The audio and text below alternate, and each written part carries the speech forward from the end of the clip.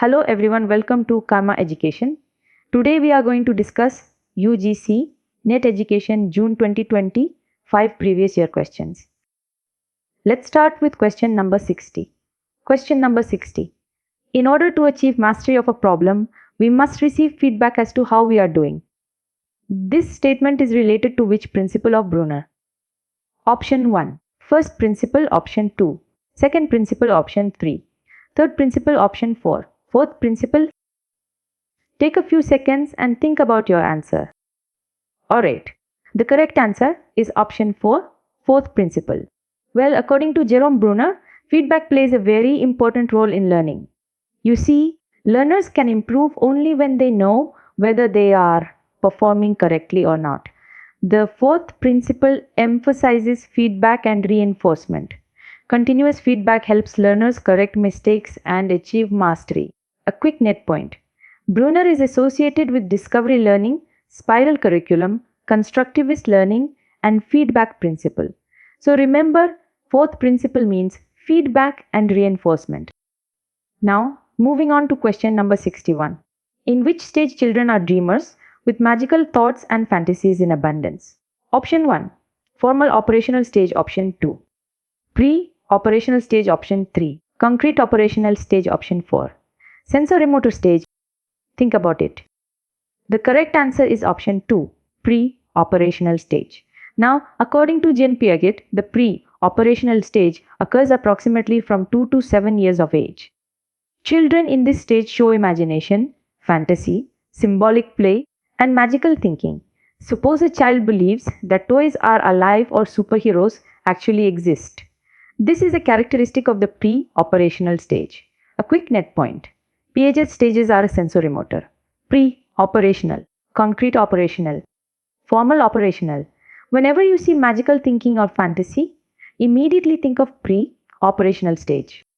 Let's see question number 62. An individual is intelligent in proportion as he is able to carry on abstract thinking. This definition of intelligence was given by whom? Option 1, Stern, option 2, Wagner, option 3, Terman, option 4, David Wechsler. Take a moment. The correct answer is option 3, Terman. Well, Louis Terman defined intelligence as the ability to carry on abstract thinking. Abstract thinking means dealing with ideas, concepts, logic, and reasoning rather than concrete objects. For example, solving mathematical problems or understanding theories requires abstract thinking. A quick net point. Terman equals abstract thinking. Wechsler equals global capacity to act purposefully. Stern equals adaptation and adjustment. This is a very important matching question for NET examinations. Now, moving on to question number 63. National Curriculum Framework for Integrated Teacher Education Program in India 2023 was developed by whom? Option 1 NCERT, option 2 NCTE, option 3 UGC, option 4 AICTE. Think carefully. The correct answer is option 2, NCTE. Well, the National Curriculum Framework for Integrated Teacher Education Program or ITEP was developed by the National Council for Teacher Education. This framework was introduced in line with the recommendations of NEP 2020. Basically, ITEP integrates subject knowledge, pedagogy, and practical training into a single program. A quick net point. NCTE is related to teacher education. NCERT is related to school curriculum and textbooks. UGC is related to higher education. AICTE is related to technical education. Now, moving on to question number 64. Question number 64. Who described the theory of communicative action? Option 1, Zhong Yedeng, option 2, Alan Luke, option 3, Jürgen Habermas, option 4, Lee Shulman. Take a few seconds and think about your answer. Alright? The correct answer is option 3, Jürgen Habermas. Well, Jürgen Habermas proposed the theory of communicative action. According to him, communication and dialogue help people reach mutual understanding and solve problems through rational discussion. Suppose students participate in a classroom discussion and exchange ideas respectfully. This reflects communicative action. A quick net point. Jürgen Habermas equals theory of communicative action. Lee Shulman equals PCK. Alan Luke equals critical literacy. Now let's see question number 65. PCK framework was given by whom? Option 1. Lee Shulman. Option 2. Zongideng. Option 3. Alan Luke. Option 4. Jürgen Habermas. Think about it. The correct answer is option 1. Lee Shulman. Now, PCK stands for Pedagogical Content Knowledge. According to Shulman, an effective teacher should have both content knowledge and pedagogical knowledge. You see, knowing a subject is important, but knowing how to teach that subject effectively is equally important. For example, a mathematics teacher may know algebra very well, but must also know how to explain algebra to students. A quick net point: PCK equals pedagogical content knowledge. Lee Shulman is known as the father of PCK. Moving on to question number 66. First chairperson of National Council for Teacher Education was dash. Option 1 Pankaj Arora. Option 2 Santosh Panda. Option 3 J.S. Rajput. Option 4 M. A. Siddiqui. Take a moment. The correct answer is option 3 J.S. Rajput. Well, J.S. Rajput was the first chairperson of NCTE. NCTE is responsible for maintaining standards and quality in teacher education across India. It regulates teacher education institutions and develops norms and standards for programs such as B, Ed, and M.Ed. A quick net point: NCTE equals teacher education, NCERT equals school curriculum, UGC equals higher education, AICTE equals technical education. Now let's move to question number 67, who stated curriculum is a plan or program for all experiences which the learner encounters under the direction of the school. Option 1 Oliva. Option 2 Carter V. Good. Option 3 Tyler and Heilertaba. Option 4 Galen Saylor. Think carefully before answering. According to the official UGC NET answer key, the correct answer is option 1 Oliva.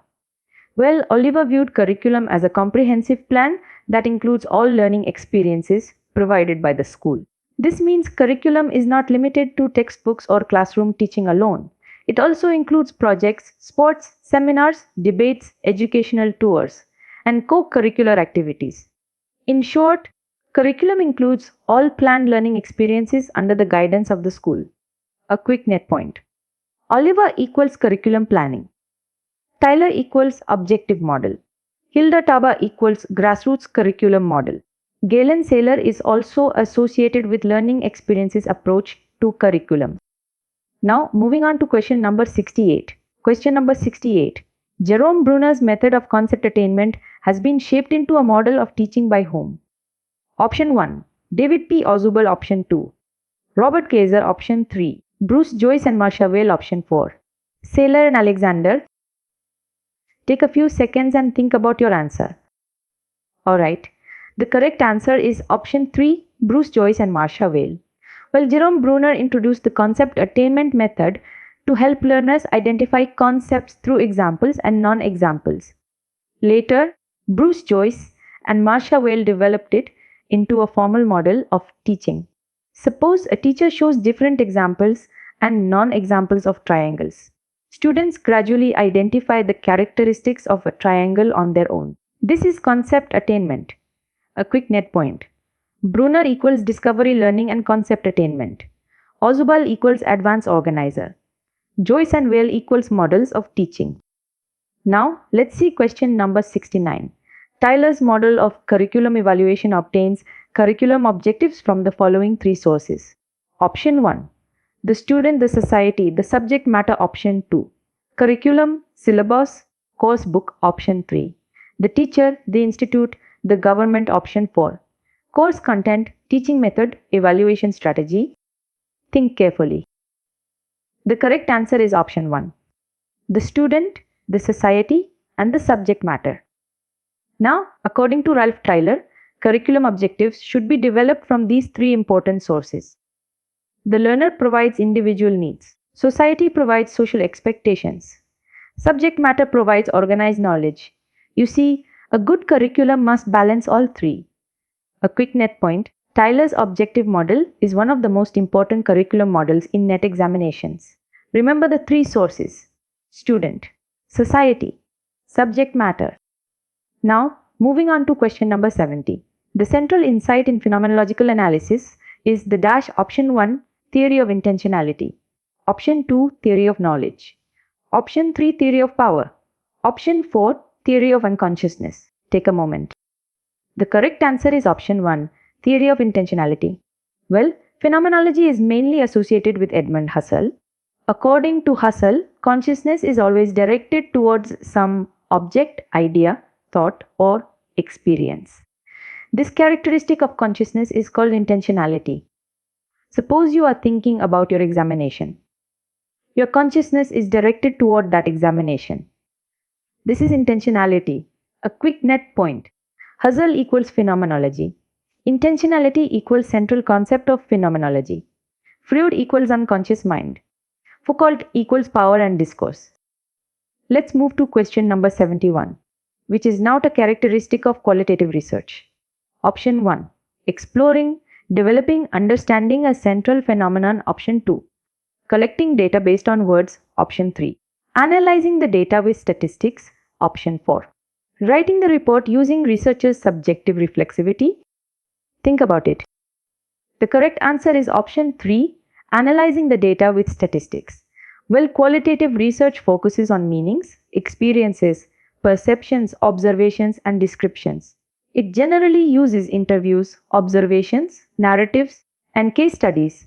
Statistical analysis is mainly associated with quantitative research. So whenever you see statistics, numbers, measurement, or numerical analysis, think of quantitative research. A quick net point. Qualitative research includes phenomenology, ethnography, narrative research, case study, grounded theory. Now, moving on to question number 72. Question number 72. Which designs are systematic, qualitative procedures that researchers use to generate a general explanation and it leads to process, action, or interaction among people? Option 1. Ethnographic designs. Option 2. Grounded theory designs. Option 3. Narrative research designs. Option 4. Correlational designs. Take a few seconds and think about your answer. Alright, the correct answer is option 2, grounded theory designs. Well, grounded theory is a qualitative research design used to generate a theory directly from collected data. You see, instead of testing an existing theory, researchers develop a new theory based on observations, interviews, and field data. Suppose a researcher studies how teachers manage classroom discipline and develops a theory from the collected data. That is grounded theory. A quick net point. Grounded theory equals theory generation. Ethnography equals culture study. Narrative research equals life stories. Correlational research equals relationship between variables. Now let's see question number 73, which research is a portrayal and explanation of social groups and situations in their real life context. Option 1, phenomenology research. Option 2, ethnography research. Option 3, grounded theory. Option 4, case study. Think carefully. The correct answer is option 2, ethnography research. Well, ethnography studies people, groups, cultures, traditions, and social behavior in natural settings. Researchers often spend considerable time observing and interacting with participants. Suppose a researcher lives in a tribal community for several months to understand their educational practices. This is ethnography. A quick net point. Ethnography equals study of culture. Phenomenology equals study of lived experiences. Grounded theory equals theory development. Case study equals in-depth study of a particular case. Now, moving on to question number 74, which is not a characteristic of narrative research design. Option 1, individual experiences. Option 2, collecting data through rating scale. Option 3, coding and decoding for themes. Option 4, take a moment. The correct answer is option 2, collecting data through rating scale. Now, narrative research focuses on personal stories, life experiences, and individual accounts. Researchers collect information mainly through interviews, conversations, diaries, and personal narratives. Rating scales are quantitative tools and therefore do not belong to narrative research. A quick net point. Narrative research equals stories and experiences. Rating scale equals quantitative research. Coding and themes are common in qualitative research. Let's move to question number 75. Halo effect is a very common constant error committed by raters or teachers in assessment of students through rating scale. This error was first mentioned by Wells in 1907 and was named so by whom? Option 1 Anastasi, 1968. Option 2 Simons, 1925. Option 3 Murray, 1938. Option 4 Thorndike, 1920. Think about it. The correct answer is option 4 Thorndike, 1920. Well, halo effect occurs when a teacher's overall impression of a student influences the evaluation of all other qualities. Suppose a student is very polite. Because of that positive impression, the teacher may unknowingly give higher ratings in unrelated areas as well. This is called the halo effect. A quick net point. Halo effect equals rating bias. Thorndike introduced the term in 1920. This topic is frequently asked under educational measurement and evaluation. Now, moving on to question number 76. Question number 76. Which of the following is not a part of the formal steps or syntax of the Harbashan approach? Option 1. Preparation option 2. Presentation option 3. Application option 4. Focus. Take a few seconds and think about your answer. Alright, the correct answer is option 4, focus. Well, Johann Friedrich Herbart proposed a systematic method of teaching which is popularly known as the Harbashan approach. According to this approach, teaching should proceed through 5 formal steps. These are preparation, presentation, comparison, generalization, application. Now, if you observe carefully, focus is not included among these formal steps. So whenever a question asks about the Harbashan approach, remember these 5 steps in sequence: preparation, presentation, comparison, generalization, application. A quick net point. Herbart is known for the formal steps of teaching. His approach is teacher-centered and highly structured. Many modern approaches criticize it for giving less emphasis to learner participation. However, questions related to the formal steps are very common in NET examinations. Alright, we have successfully completed questions number 60 to 76. Let's do a very quick revision before moving ahead. Bruner's fourth principle is feedback and reinforcement. Piaget's pre-operational stage is associated with magical thinking and fantasy.